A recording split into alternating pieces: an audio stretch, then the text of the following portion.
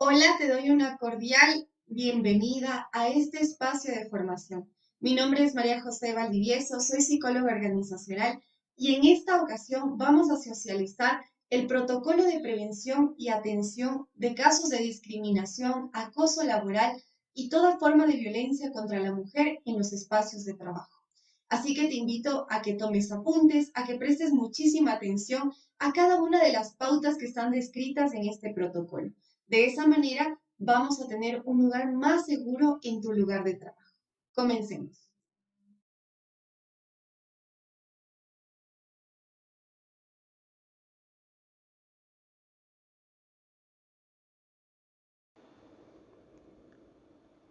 Bien, para empezar debemos preguntarnos, ¿por qué un protocolo? En este caso, te invito a que le demos otro enfoque y sea ¿para qué? ¿Para qué necesitamos un protocolo? El preguntarnos ¿para qué? Nos abre un abanico de acciones, de pensamientos y acciones donde nosotros también nos integramos en este proceso. De esta forma, el protocolo que veremos a continuación busca darnos diferentes lineamientos o pautas para que podamos identificar conductas de violencia en el área laboral. Y es más que eso, el poder entender y realizar un procedimiento adecuado para saber qué hacer en caso de que la violencia sea visible en el lugar de trabajo. El protocolo no solo busca identificar casos de discriminación, acoso y violencia, sino también que juntos podamos crear o fortalecer una cultura de prevención en el área institucional, así como garantizar la confidencialidad en los diferentes casos que se presenten. Y es muy importante también la implementación de mecanismos ágiles, tanto de atención, seguimiento, denuncia y protección para todos los involucrados. Para introducirnos en el protocolo, debemos tener en cuenta qué significan diferentes términos que vamos a compartir aquí.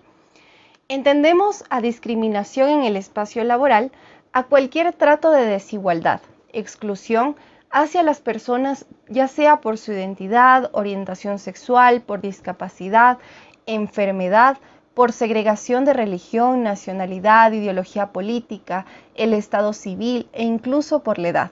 Es decir, que una de las cualidades de esta o de estas personas las hace ser tratadas diferente y violentamente en el trabajo. También tenemos el acoso laboral, que es un comportamiento que atenta directamente a la dignidad de la persona, con comentarios, chismes, chistes, apodos e incluso acciones de maltrato o de humillación. Veremos también aquí lo que se refiere violencia contra la mujer, es decir, el trato desigual, discriminatorio hacia la mujer, ya sea por su apariencia física, por el estado de maternidad, por estado civil, por discapacidad, y también nos vamos a referir a la violencia sexual, verbal, y también a los diferentes obstáculos en la contratación, en el ascenso o la estabilidad de la mujer en el puesto de trabajo. También vamos a escuchar a lo largo de este protocolo factores de riesgo psicosocial. Los factores de riesgo psicosocial son factores, como lo dice su nombre, que podrían poner en peligro el bienestar físico, psicológico y social de las personas, así como perjudicar las funciones que éstas realizan en el trabajo. Y todo esto debido al daño que la persona o las personas están sufriendo en su entorno laboral.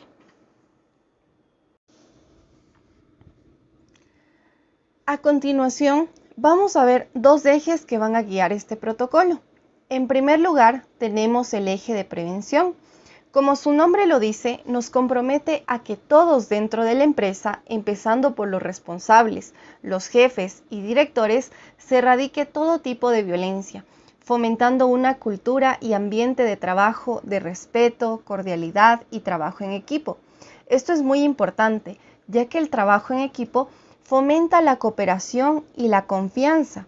Y si en algún momento se activara un caso de violencia, la víctima y los testigos sabrían cómo actuar en esta situación, ya que sentirán que la organización cuida de ellos. Dentro del plan, de los directores y los jefes debe estar la sensibilización y la difusión de campañas de comunicación acerca de estas temáticas, que aunque a veces parezcan difíciles de abordar, son bastante necesarias y el beneficio se verá en el desempeño del grupo de trabajo. Uno de los ejemplos de difusión y sensibilización justamente es este momento de socializar este protocolo, o en la empresa entregar este protocolo tanto de forma física o digital para que lo puedas leer y revisar. De igual manera, cada vez que se realicen cuestionarios de los diferentes riesgos psicosociales, te invito a que lo hagas de la manera más honesta, ya que esto permitirá detectar las formas en las que se puede intervenir y ayudar. De igual manera, tenemos el eje de atención. Como mencionábamos anteriormente, es importante la honestidad y el poder detectar situaciones de violencia a tiempo, con el fin de que no se desarrollen. De esa manera, las garantías que se aplican una vez detectado en el caso de la violencia serían las siguientes. En primer lugar, tenemos la protección, es decir, proteger la intimidad y la dignidad de las personas afectadas e implicadas.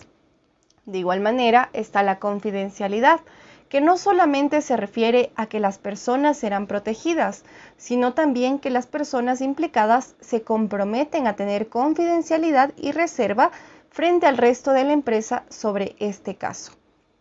Tenemos también la imparcialidad, es decir, que el proceso se realizará de forma justa, garantizando los derechos de las personas implicadas y afectadas.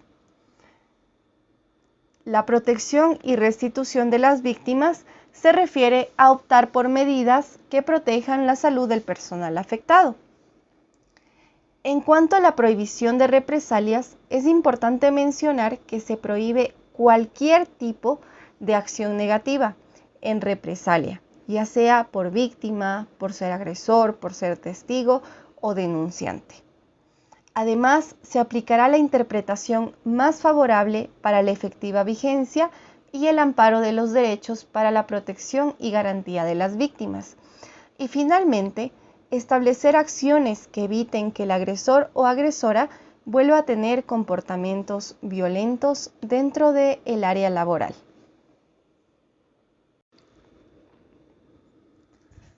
Ahora, ¿qué pasaría si te das cuenta de que tú has sido víctima de discriminación, de violencia, o te das cuenta que tu compañera o compañero de trabajo está siendo maltratado en su área laboral? ¿Cuál sería la forma correcta en la que tú actuarías? A veces las personas tienen muchas ideas o formulan juicios para actuar según cómo ellos creen que es mejor. Por ejemplo, algunos dirán: voy a reportarlo a mi jefe inmediato. Otros tal vez puedan pensar: voy a contarlo a uno o más compañeros de trabajo, o incluso algunos piensan: pues no es mi problema, no tengo por qué involucrarme. Sin embargo, vamos a ver cómo el protocolo nos va a dar la guía y las diferentes fases de actuación ante casos de violencia, discriminación y acoso laboral. Tenemos entonces la fase número 1, que es la solicitud de intervención. La denuncia debe ser presentada en talento humano o recursos humanos, o también al representante legal de la empresa. La denuncia puede ser generada por la persona afectada, por el departamento que maneja el programa de riesgos psicosociales, o también lo pueden hacer los testigos, a quienes se les va a garantizar completa confidencialidad. La fase número 2 se refiere a que después de que la denuncia ha sido recibida, se debe hacer una valoración, máximo en 10 días laborales, donde se va a recopilar información del caso, ya sea testimonios, informes y entrevistas de los implicados, siempre teniendo en cuenta los principios de confidencialidad y de imparcialidad. Es importante mencionar que este proceso debe llevarlo a cabo el área o unidad de talento humano.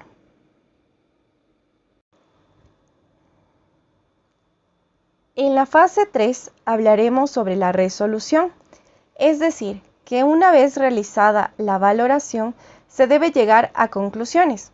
En este caso, si se deduce que el conflicto no se enmarca en los preceptos de discriminación, acoso laboral o toda forma de violencia contra la mujer en los espacios de trabajo, se implementarán espacios de diálogo entre las partes, además de la activación de resolución de conflictos.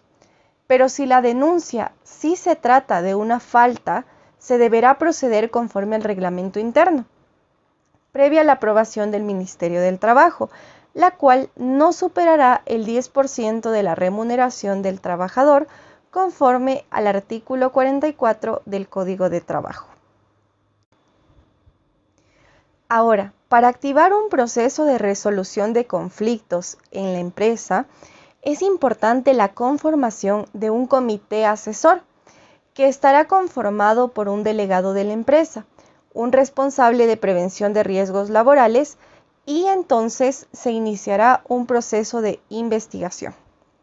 Aquí es importante mencionar que durante el proceso, las personas involucradas tendrán derecho a la defensa y de esa forma, una vez realizado este proceso, se redactará un informe final, con el fin de comunicar a talento humano o recursos humanos sobre este caso. También la persona afectada podría iniciar un proceso de denuncia en el Ministerio de Trabajo, ya que talento humano tenga la información sobre el caso de discriminación, acoso y violencia, entonces procederá a tomar en cuenta como una falta disciplinaria y registrarlo, de ser necesario, al expediente disciplinario.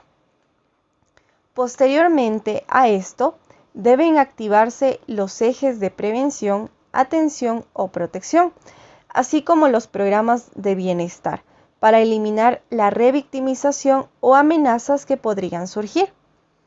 Es importante que recordemos que activar los programas de riesgos psicosociales nos ayuda a cuidar a los trabajadores de la empresa. En cuanto a las sanciones, se aplicará de conformidad a lo establecido en sus reglamentos internos, previo a la aprobación del Ministerio de Trabajo, la cual no superará al 10% de la remuneración del trabajador conforme al artículo 44 del Código de Trabajo. Las conductas que se denuncien como acoso laboral deben ser valoradas por la autoridad del trabajo según las circunstancias del caso y obviamente la gravedad de las conductas que han sido denunciadas.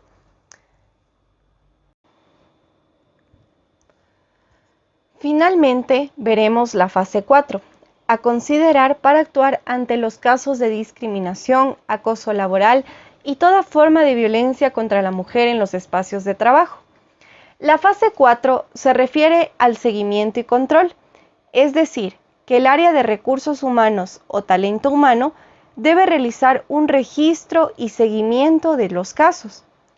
Aquí es importante informar que el Ministerio de Trabajo puede disponer de una inspección y entonces Recursos Humanos deberá presentar los registros del seguimiento y atención a cada uno de los casos de denuncia.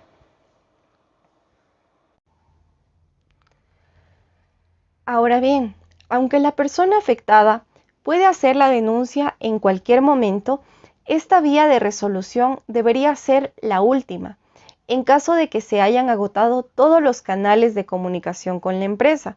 Es decir, que la persona podrá acudir a la denuncia al Ministerio de Trabajo cuando las partes involucradas hayan rechazado las intervenciones anteriores que les ha propuesto la organización, o si las medidas que ya se han propuesto no han solucionado el conflicto o hayan sido incumplidas. Y finalmente, si la presunta víctima se encuentra en estado físico o psicológico de gravedad.